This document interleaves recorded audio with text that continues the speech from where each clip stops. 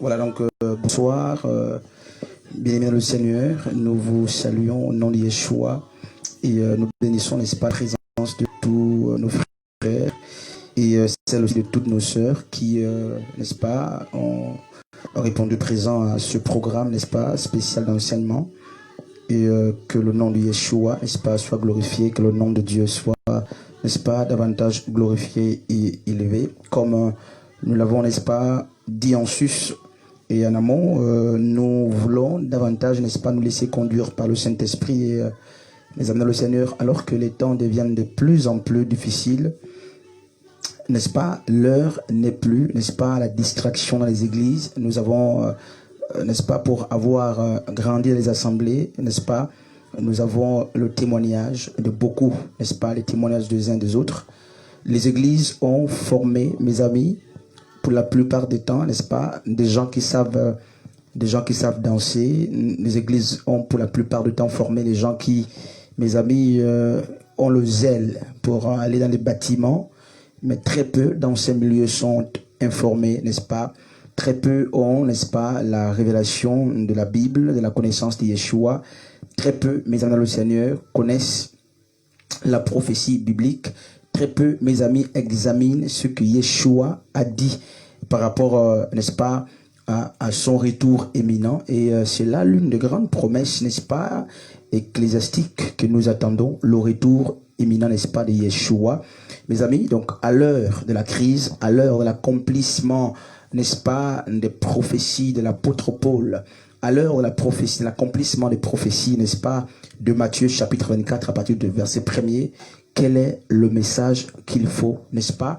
Et quel est, n'est-ce pas, notre époque, le bon serviteur, n'est-ce pas, sage, le serviteur vigilant, n'est-ce pas, et qui sait justement donner, n'est-ce pas, la nourriture qu'il faut à ce temps. Nous sommes à quel temps, mes amis? Nous sommes à une phase très décisive, une phase, n'est-ce pas, qui nous apprête à l'enlèvement.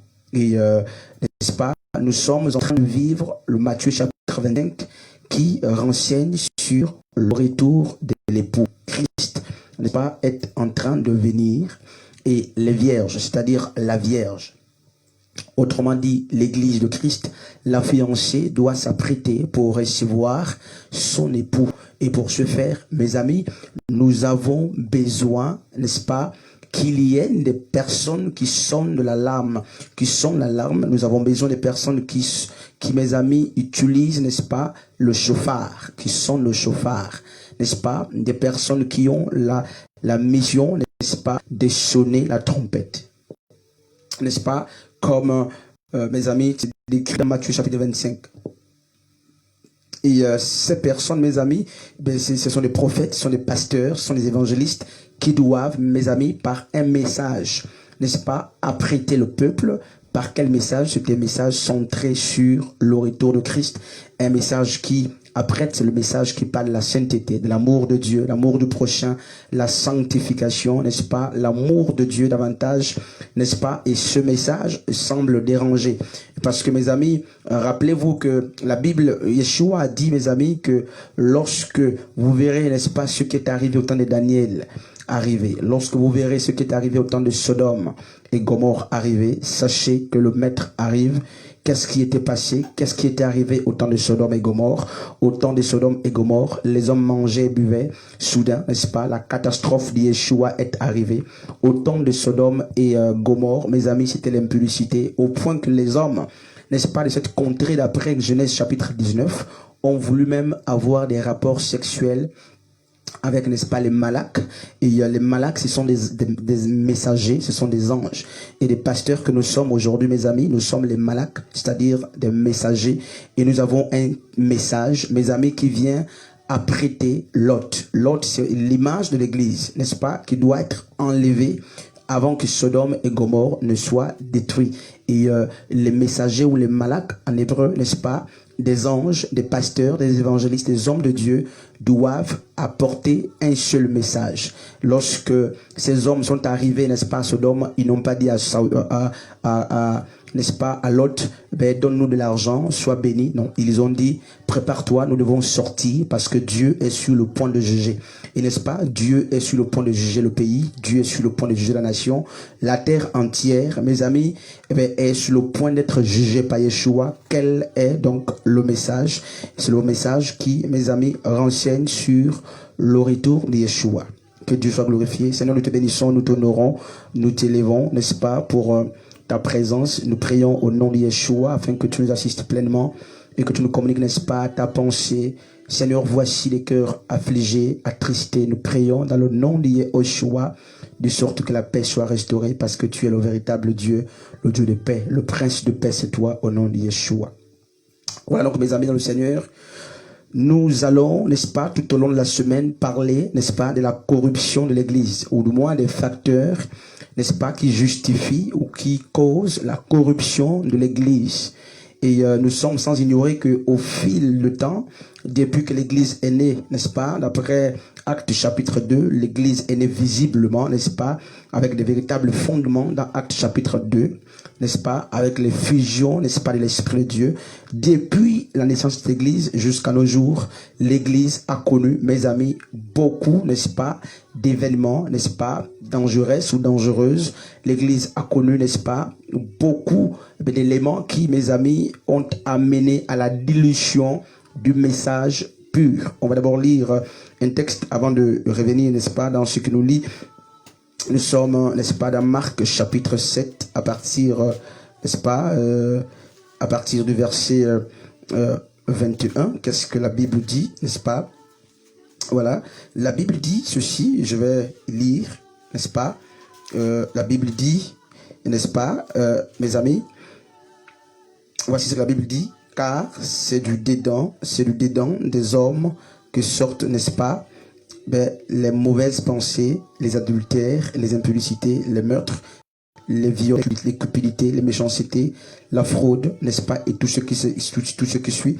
Ça veut dire quoi, mes amis? Ça veut dire que, mes amis dans le Seigneur, ben, l'homme doit être travaillé par l'intérieur. Pourquoi? Parce que c'est l'intérieur qui, mes amis, pollue l'homme. C'est pourquoi Jésus a dit, n'est-ce pas, que ce n'est pas ce qui rentre qui souille, n'est-ce pas, l'homme. Ça veut dire que, en fait, Jésus parlait de l'homme intérieur qui est l'esprit. Il dit, pour, n'est-ce pas, aller très vite, le vin ne tue pas l'esprit, tant l'esprit, n'est-ce pas, la cigarette tue facilement le corps, mais l'esprit est nourri par ce qui est spirituel. Donc, ce n'est pas parce que nous mangeons les mains sales, ce n'est pas parce que nous avons trop bu que l'esprit est naturellement souillé. Nous ne sommes pas en train de faire, n'est-ce pas, l'apologie du vin, mais nous sommes tout de même en train de dire, n'est-ce pas, que mes amis, c'est ce qui sort de l'homme. Et ce qui de l'homme vient du cœur, n'est-ce pas? C'est pourquoi davantage il faut que le cœur de l'homme soit travaillé. Dieu a besoin d'une âme, n'est-ce pas? Il faut que cette âme soit, mes amis, travaillée. C'est pourquoi à cette heure, n'est-ce pas? Il faut un message qui travaille l'homme. Et ce message, ce n'est pas un message de la prospérité terrestre. Parce que cette prospérité terrestre, mes amis, n'amène pas au ciel, n'est-ce pas? C'est l'heure de la prospérité de l'âme. L'âme doit prospérer par quoi? Par Galates chapitre 5, verset 22. Ce sont les fruits de l'esprit qui amènent la prospérité, n'est-ce pas? Et l'élévation de l'esprit de l'âme. Bref, nous allons lire, n'est-ce pas? Genèse chapitre 1er, plutôt Genèse chapitre 11, à partir du verset 1er. N'est-ce pas? Toute la terre avait une seule langue et les mêmes mots, n'est-ce pas? Comme ils étaient partis de l'Orient, ils trouvèrent une plaine au pays de Shinéar et ils s'y installèrent. Ils habitèrent le pays de Shinéar, n'est-ce pas? Ce qu'on appelle aussi communément le pays, n'est-ce pas, de Babylone, n'est-ce pas? Et ils se dirent l'un à l'autre, allons, faisons des briques et construisons, n'est-ce pas? Cuisons-les au feu. Et les briques leur servit de pierre et de bitume, n'est-ce pas? Et le bitume leur servit de ciment. Il dirent encore, allons, bâtissons-nous une ville et une tour dont le sommet touchera le ciel et faisons-nous un nom afin que ne soyons pas dispersés sur la face, n'est-ce pas, de toute la terre. Et qu'est-ce qui se passe, n'est-ce pas? C'est l'histoire de Nimrod. Donc, pour aborder la corruption de l'Église, mes amis, aujourd'hui, nous allons parler, n'est-ce pas, de la restauration de la vision nimrodienne ou de la restauration de la vision pyramidale, la vision ou la doctrine de Nimrod. Et qu'est-ce qui se passe? On a donc cette histoire, n'est-ce pas, après Noé, on se rend compte justement qu'il y a un homme qui a conquis, n'est-ce pas, la terre. Nous n'allons pas être long aujourd'hui, n'est-ce pas, c'est une introduction. Nous allons, n'est-ce pas, développer toute cette thématique sur la corruption de l'Église tout au long de la semaine. Nous allons consacrer au moins 3 jours pour cela. Aujourd'hui, nous parlons de la restauration de Babylone la Grande, n'est-ce pas? Alors, c'est quoi Babylone? Alors, pour comprendre, n'est-ce pas, l'histoire de Babylone, mes amis, il nous est utile de lire les Écritures. Dans Genèse chapitre 11, la Bible dit qu'il y avait là-bas un homme, n'est-ce pas, et qui était un grand chasseur.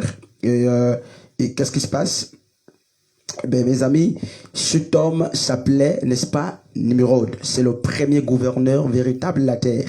Et la Bible dit de lui, dans Genèse chapitre 10, à partir du verset 9e, que, n'est-ce pas, Nimrod était un chasseur.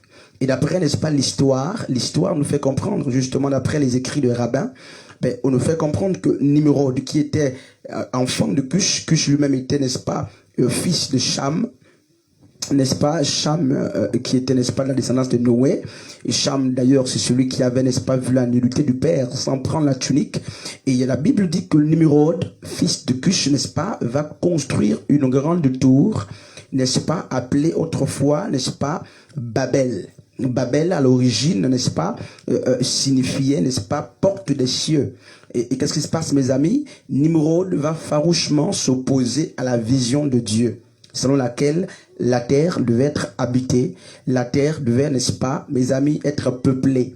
Et c'est ce que Dieu avait dit à Adam et Ève, n'est-ce pas? Multipliez-vous et soyez féconds. Dieu a donc voulu, n'est-ce pas, que les premiers êtres soient, mes amis, se multiplient. Donc l'homme est appelé à se multiplier, n'est-ce pas? Non pas seulement à faire des enfants, mais également en portant des fruits.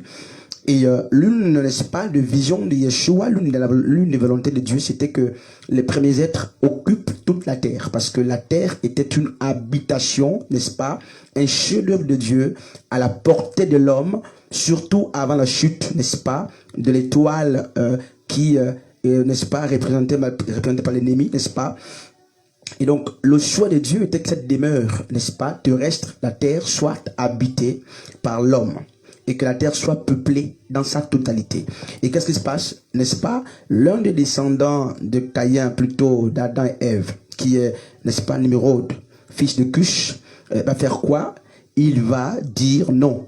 Arrêtons-nous ici, faisons-nous, n'est-ce pas, construisons une tour, c'est-à-dire une cathédrale, n'est-ce pas, avec une seule vision, laquelle, pour qu'on se fasse un nom, n'est-ce pas? Et c'est ainsi que cette tour va être construite. Cette tour, mes amis, c'était la première ville qui a, n'est-ce pas, mes amis, véritablement influencé la terre. Et Nimrod va ainsi être l'un des premiers gouverneurs de la terre. Il va gérer, mes amis. Et cette tour s'appelait, je disais, cette ville s'appelait, n'est-ce pas, Babel, dont le nom signifie porte des cieux. Et au fur et à mesure qu'il travaillait, Dieu, pour revenir à la vision, qu'est-ce qu'il fera? Les Écritures disent que Dieu va confondre leurs projets par, n'est-ce pas, le fait qu'il a, n'est-ce pas, permis la multiplicité ou la multiplication de langues. Dieu va ce jour, n'est-ce pas, confondre le langage des hommes pour les séparer. Mes amis, pourquoi? Mais en fait, la vision de Nimrod, c'était quoi? Mes amis, on va être calme. La vision de Nimrod était une vision totale. Nimrod est le premier prophète, n'est-ce pas, qui a annoncé, n'est-ce pas, le nouvel ordre mondial.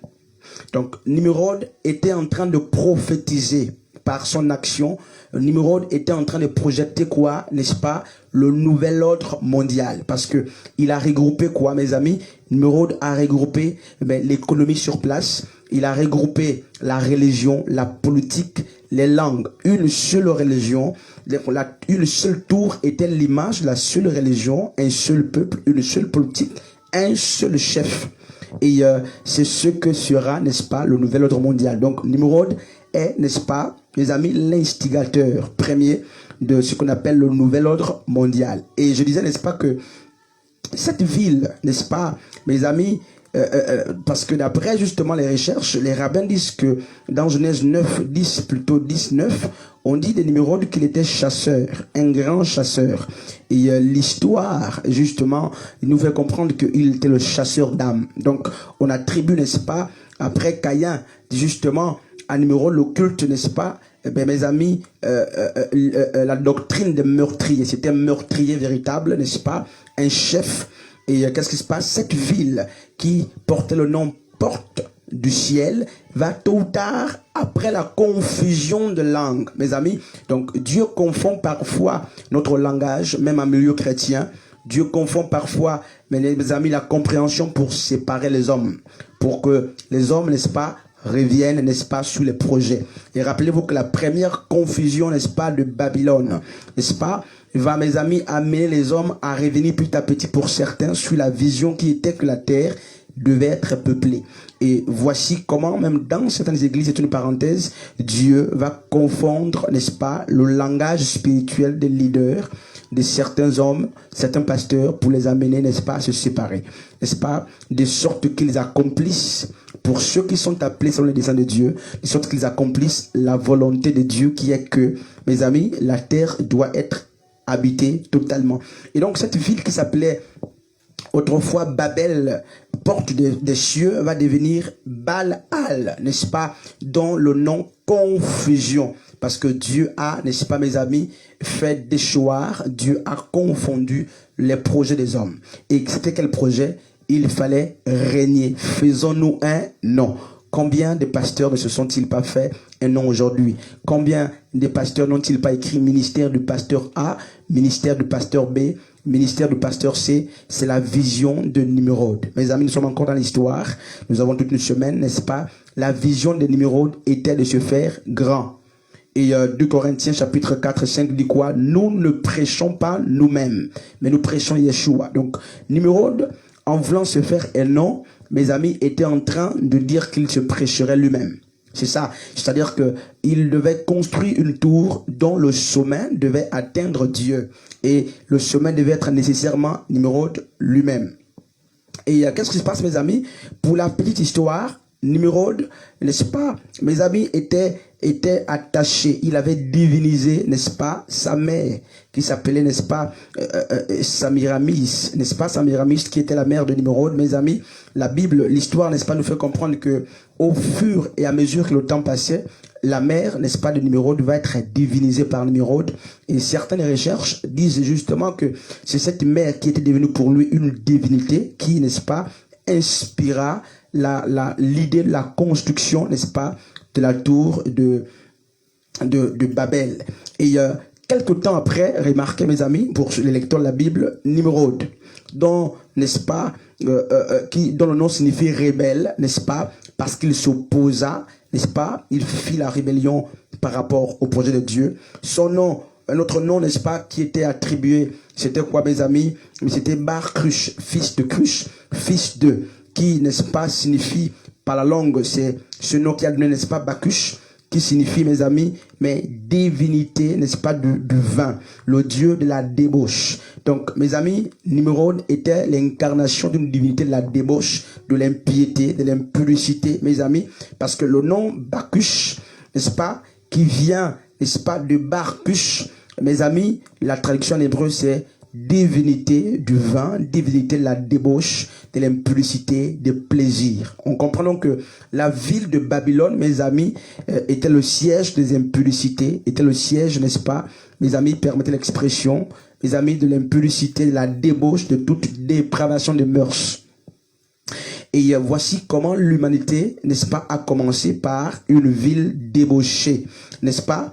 Et remarquez ce qui se passe. On dit justement que, n'est-ce pas, Sémiramis, qui était la mère, justement, devenue une déesse pour Nimrod, mes amis, portait dans ses mains une autre divinité, Tammuz, n'est-ce pas, un enfant. Et on dit justement que Tammuz, qui était l'enfant, mes amis, l'enfant de Sémiramis, donc l'enfant de la mère, justement, de Nimrod, cet enfant était sans père. N'est-ce pas?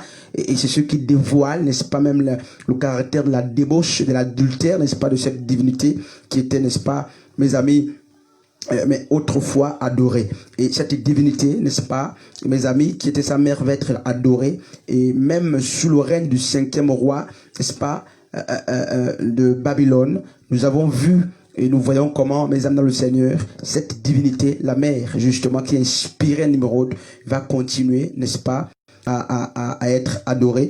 Et les amis, j'aimerais qu'on lise, n'est-ce pas, un texte avec les frères qui sont à la page. Quelqu'un à la page, je ne sais pas si la régie à la Bible.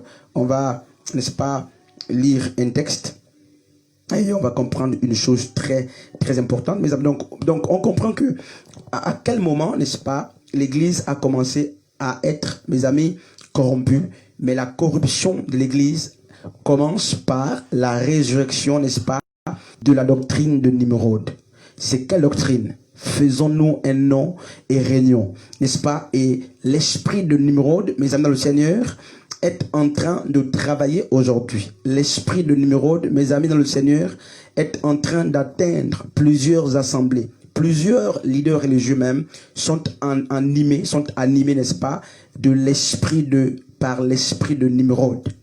Et Babylone, n'est-ce pas, donc va être cette grande ville qui va, mes amis, être le foyer ou le fondement de toute impudicité, le fondement de toutes les politiques du monde, le fondement, mes amis, de toutes les impudicités, le fondement des religions. Rappelez-vous que Nimrod n'avait vu que une seule religion. Nimrod avait opté pour une seule politique.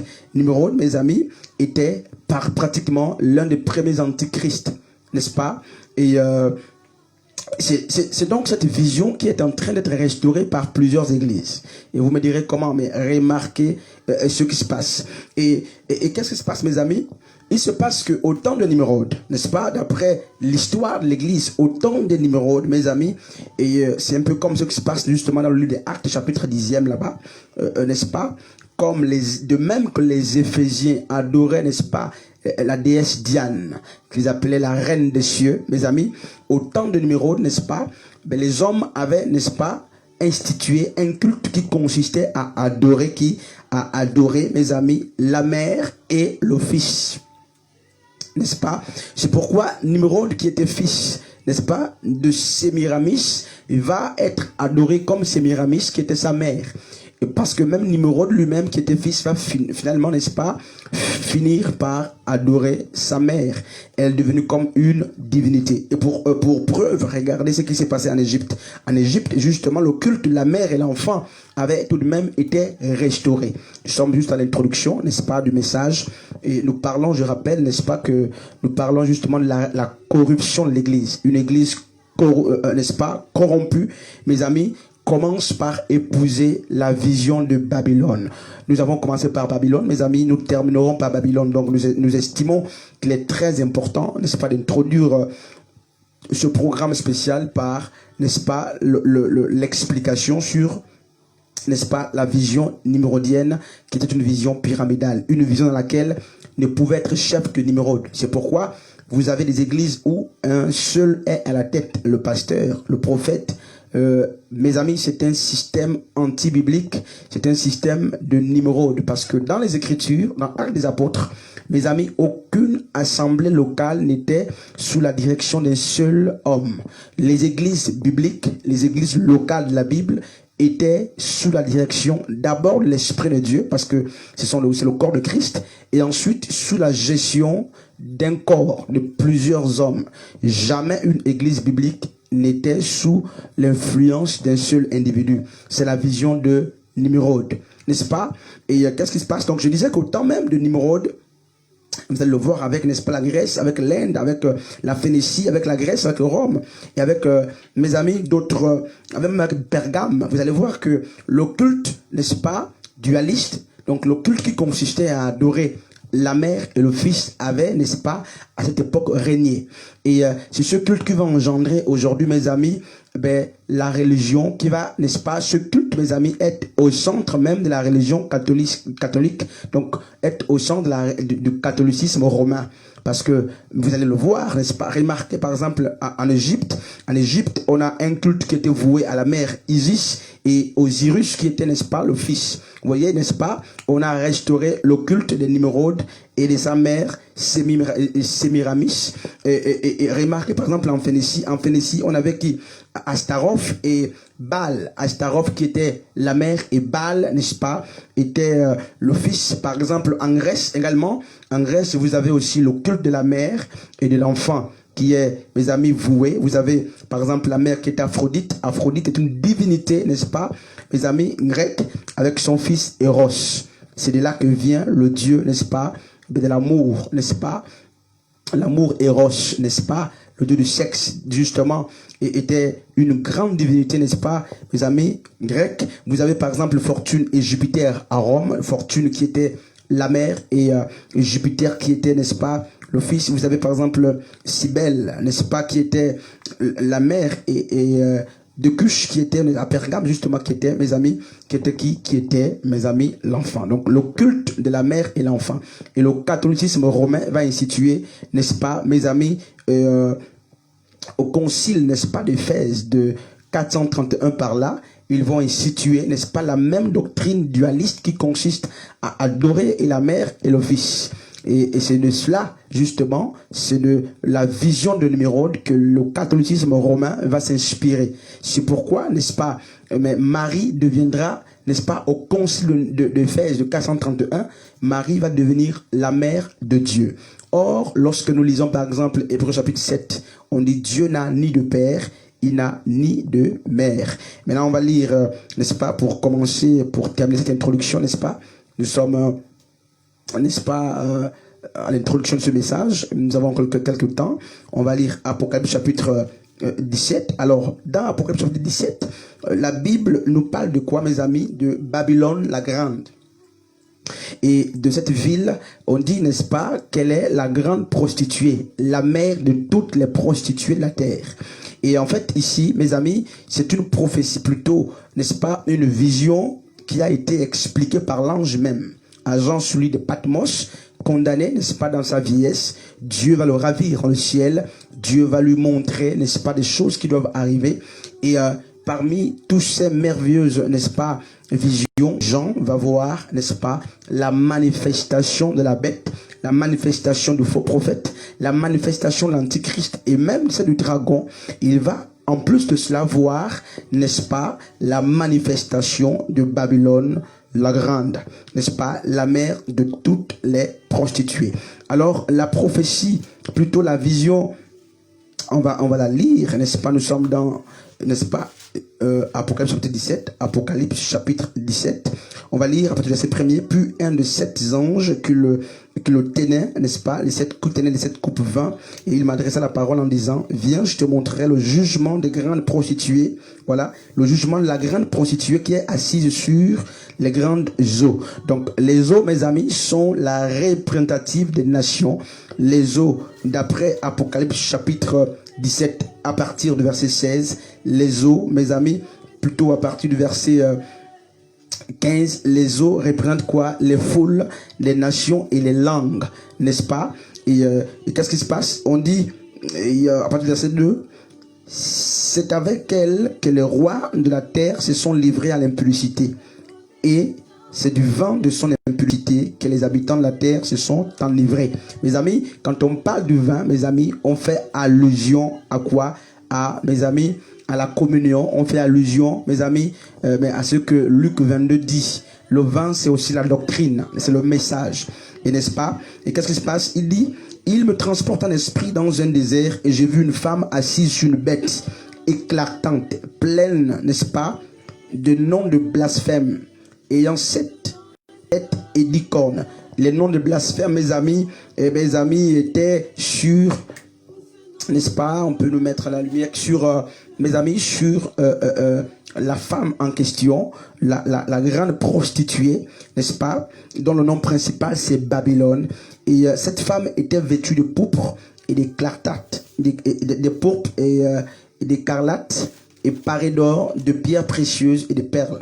Elle tenait dans sa main une coupe d'or remplie d'abominations et d'impuretés, n'est-ce pas, de sa prostitution. Sur son front est écrit un nom, un mystère, Babylone, la grande, la mère des impudiques et des abominations de la terre.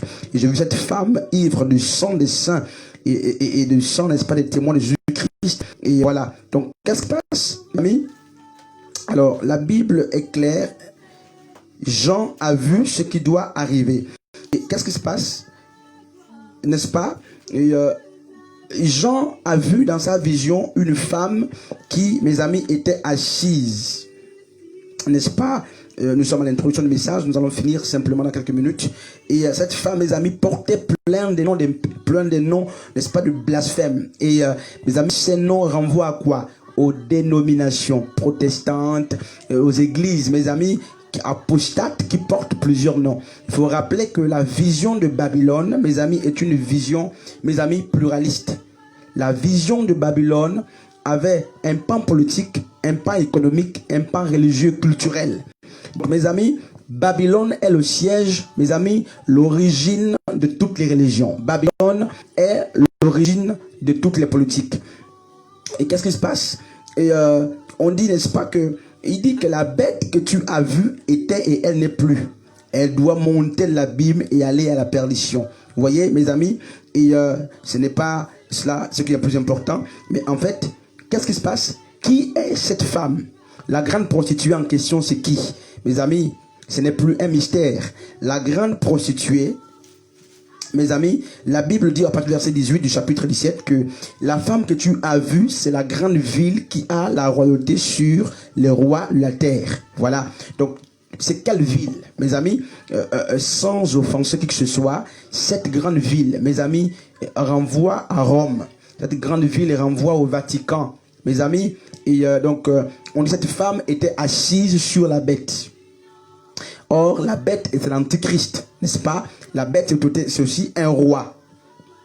Et ça veut dire quoi? La position assise, mes amis, de la femme, mais représente quoi, mes amis? Cette position assise, témoigne que la bête, mes amis, est le fondement, n'est-ce pas, sur lequel cette femme et cette ville est enracinée. Donc, on dit que cette ville a l'influence. Une petite ville, une petite nation, n'est-ce pas?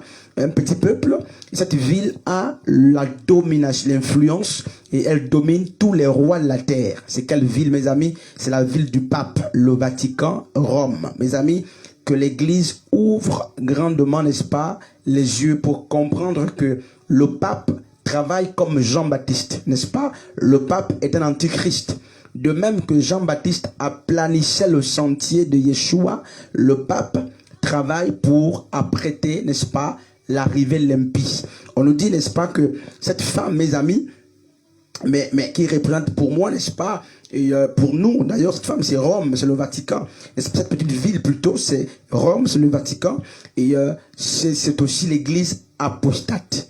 Le catholicisme romain représente, mes amis, Babylone, la grande prostituée, n'est-ce pas?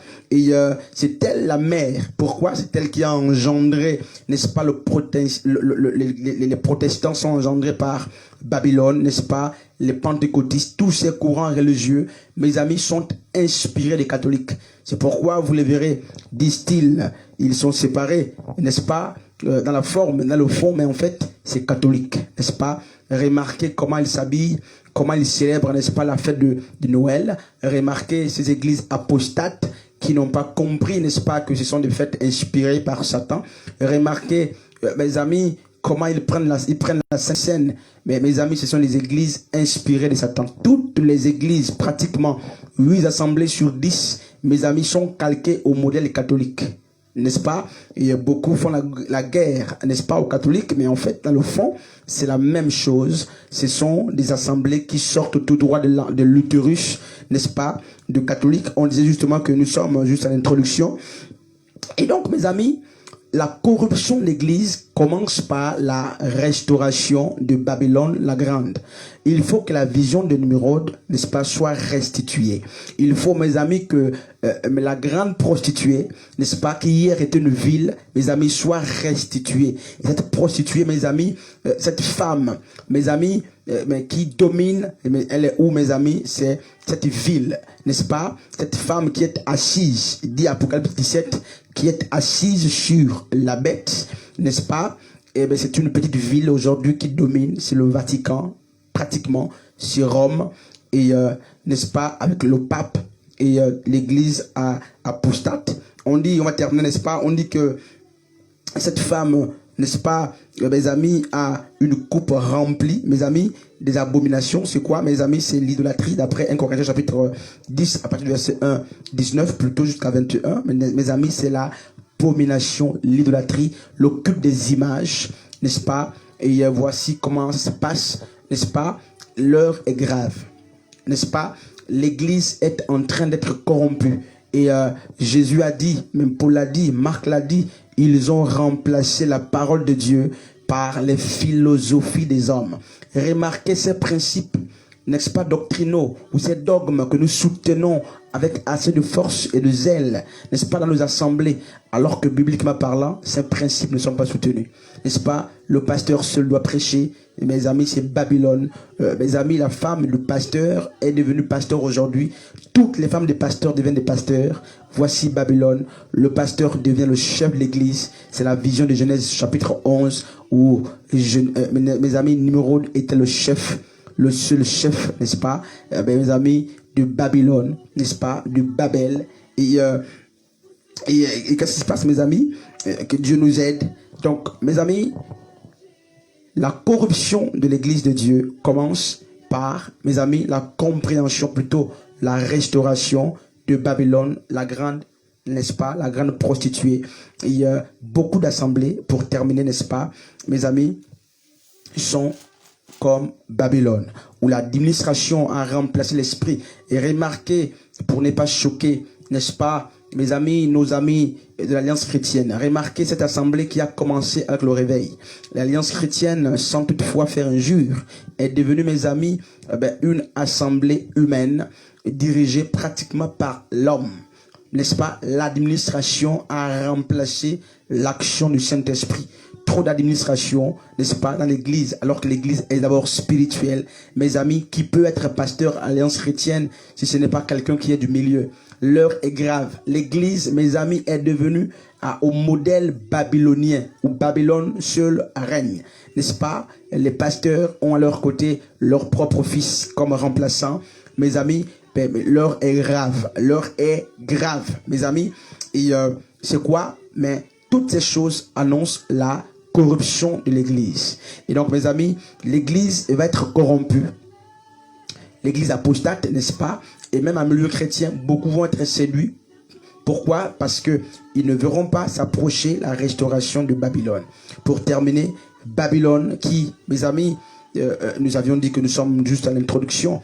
Babylone, n'est-ce pas, cette grande ville apostate, mes amis, aujourd'hui est représentée par une petite ville qui domine, n'est-ce pas, toute la terre. Cette ville est attribuée, mes amis, au Vatican ou, n'est-ce pas, à Rome.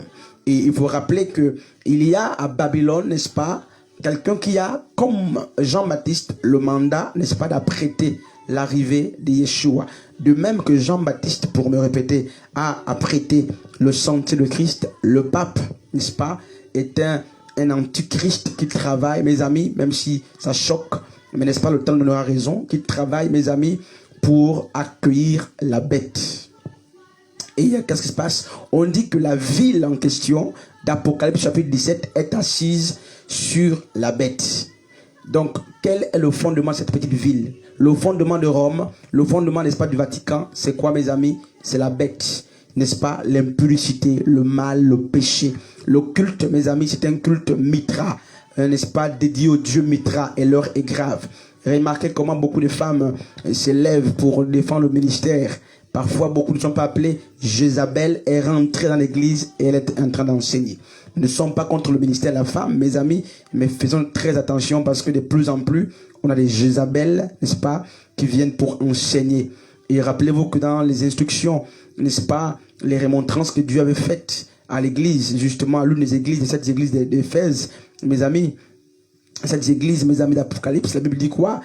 Mais la Bible dit justement que, mes amis, certains avaient laissé justement, surtout l'église d'Éphèse, qui avait laissé, mes amis, la place à Jézabel, n'est-ce pas? La place à la femme, n'est-ce pas? La place où la femme commande l'homme, mes amis, l'heure est grave. Et qu'est-ce qui se passe? L'une, n'est-ce pas, des particularités avec la vision numéro 1, c'était quoi, mes amis? C'est de se faire un nom. Et remarquez comment ces grands pasteurs que vous suivez, que vous acclamez, se sont fait des noms. Et ils ne sont pas au service des orphelins. Ils ne sont pas au service comme, n'est-ce pas, Jacques nous dit, Jacques 2, 27 dit, Jacques chapitre 1er, là-bas, verset 27, la Bible dit quoi? La vraie religion pure, n'est-ce pas, sans tâche devant Dieu, consiste à visiter les pauvres, les orphelins, ce qui n'est plus malheureusement fait dans nos églises. Mes amis, pour terminer, Babylone, la grande prostituée, doit être restaurée. Et beaucoup d'églises travaillent pour Babylone. Babylone, mes amis, est une vision pyramidale qui regroupe la politique, une seule politique, une seule religion, un seul peuple, une seule langue. Et c'était la vision de Nimrod. Donc, nous n'avons pas à dire que le nouvel ordre mondial n'existe pas. Il existe la restauration de l'ordre mondial institué par Nimrod dans Genèse chapitre 11.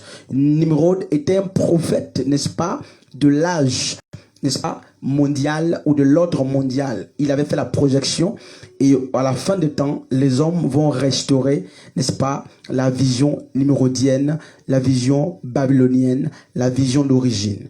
Mes amis, que Dieu nous aide. Donc, mes amis, nous n'étions qu'à l'introduction. Et donc, mes amis, toutes ces assemblées où vous dansez matin, midi, soir sans la parole. Remarquez comment les gens sont séduits par l'esprit des pitons, des divinations dans les assemblées.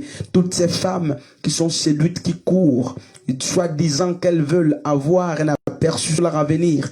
Et il y a ces gens qui deviennent des médecins spirituels qu'il faut appeler papa prophète, qu'on consulte matin, midi, soir, qui malheureusement, au lieu, mes amis, de réconcilier la créature avec le Créateur, il passe le temps à vous donner, n'est-ce pas, la couleur de vos vêtements, de vos maisons, vos propres noms, à vous rappeler vos numéros de téléphone. Ce ne sont pas des prophètes. Ce sont des séducteurs. Et ces choses, on n'a pas besoin de Dieu pour les faire. Il suffit d'une petite scène de magie, mes amis. Remarquez ces prophètes qui n'ont plus le message. Le message a disparu et le peuple est tellement naïf. Excusez-moi de le dire, mes amis. Et localise-moi tous les jours. Prophète, localise-moi. Depuis que tu es localisé, tes péchés ne changent pas. Ta vie ne change pas. Ton impulsion ne change pas. Tu es la même personne. La distraction.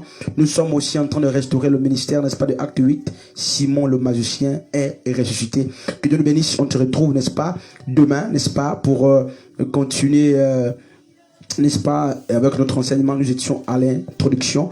Donc, nous sommes sur la corruption, n'est-ce pas, de l'Église. Et nous avons dit, n'est-ce pas, que cette corruption commence par la restauration de Babylone, la restauration de la vision de Babylone. Que Dieu nous bénisse, n'est-ce pas, on se retrouve demain pour commencer, n'est-ce pas, notre programme.